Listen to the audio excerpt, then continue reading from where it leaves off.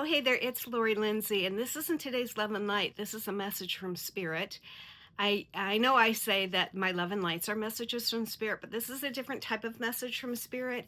This morning I woke up and in my head I was hearing the episode from Star Trek Voyager where B'Elanna Torres was having these vivid dreams, and it turned out to be something much sinister than what the original, how the episode started.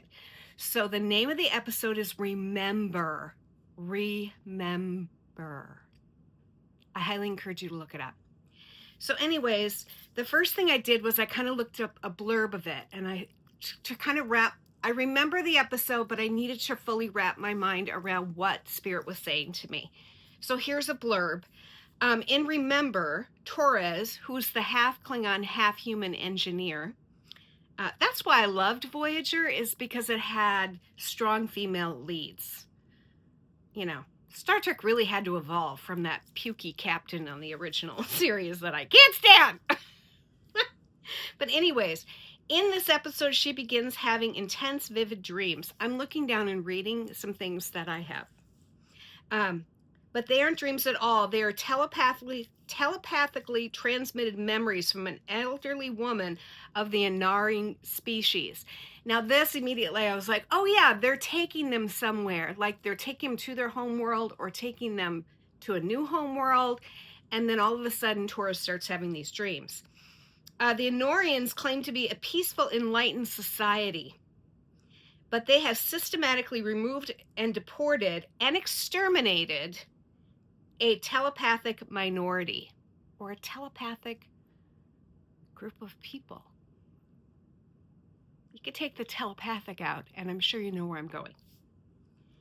And then rewrote history so completely that even the predators forgot. The Inorians lived in a manufactured innocence. Their comfort depended on not remembering. And the woman chose Taurus because she is sensitive, she's emboldened, and embodied, and she's someone who, she's not going to put up with any shit, let's put it that way. And Taurus cannot dismiss the feelings. Taurus cannot dismiss what she feels as theory. The truth enters the nervous system, not through debate, which is what I teach. I teach a lot about the central nervous system and connecting with your spirit guides or in the universe so you can receive messages. And this is exactly what Taurus is experiencing. So I went on to just write myself about my dream. And this is more about the episode. In the episode, activates when the collective is facing a moment where a state or a nation claims to just be enforcing the rules. People disappear or relocated or erased. And the public is told it is normal, legal, and necessary. I don't know. I don't know where I've heard that before. I don't know. In the episode, the Inari say, we didn't know. This isn't how it happened. We are a peaceful society. Now, I'm going to share a little bit about somebody I met as a child who was an immigrant from Germany who came after World War II. And I heard her say several times, we didn't know what was going on. People were just disappearing. We didn't know what was going on. Really? That person has now passed away, but I really question, did they know? Did they know? So more of the message for me is that Taurus is being a living archive, and that's what we as light workers are being asked to do right now, to be a living archive. The woman is not just sending memories, she's sending witness. Because genocide does not erase people, not only erase people, it erases the memory that never existed. And memory is how spirit resists erasure. My dream is not supposed to be about fear. It's supposed to be about seeing, which is weird because of meditation last night. I had all these faces in my, what do you call that? When you close your eyes and what you see behind your eyelids, I saw these pruny faces. And they reminded me of kind of that new plastic surgery thing that's happening down in Florida at that one place where, the Tangerine lives. I kept seeing women with those faces. Okay, I'm going to get back to it.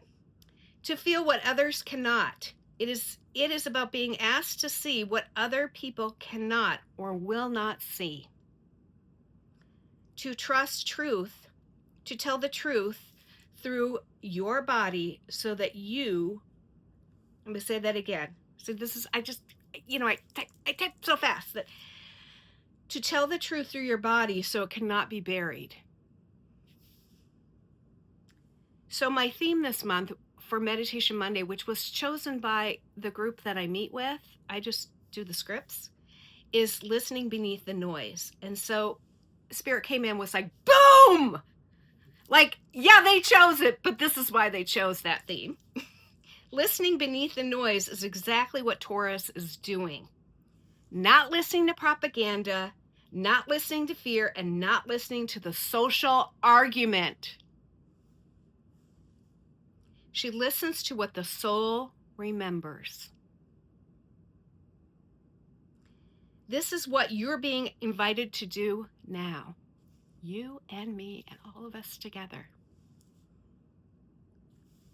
You are not meant to carry the pain of this world, but you are meant to feel something is not true.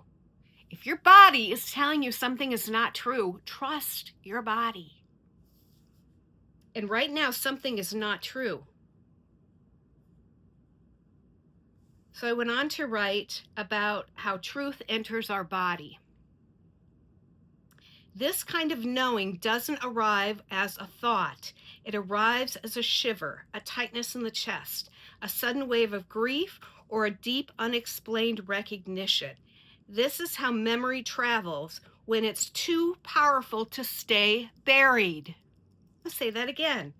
Thank you, Spirit. That's a beautiful line. This is how memory travels when it's too powerful to stay buried. It lives in the central nervous system, and it starts pushing its way out to tell you and your soul something's not right here. In Star Trek Voyager, there's an episode, in Star Trek Voyager episode, remember, the engineer begins having vivid dreams that turn out to be not dreams at all. They are memories transmitted through her body from someone who lived through a buried history. Please don't allow them to bury this history. Sorry. A society has erased an entire people. You don't think that's happening now?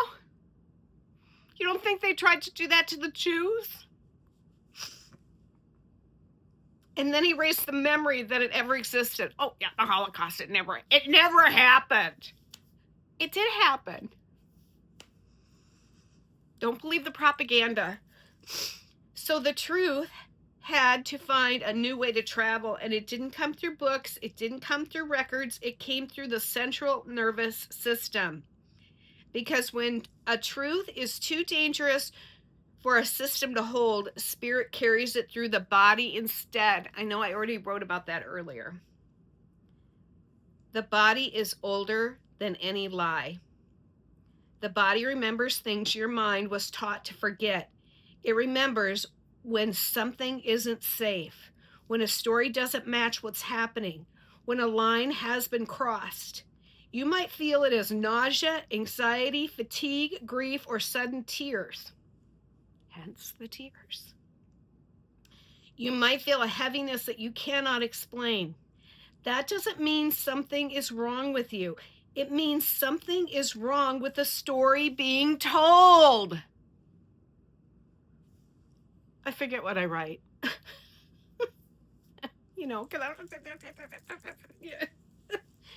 This is how spirit keeps history alive. When injustice is hidden, when people are disappearing, when truth is sanitized, spirit moves through sensations, through dreams, through empathy, through those who feel deeply.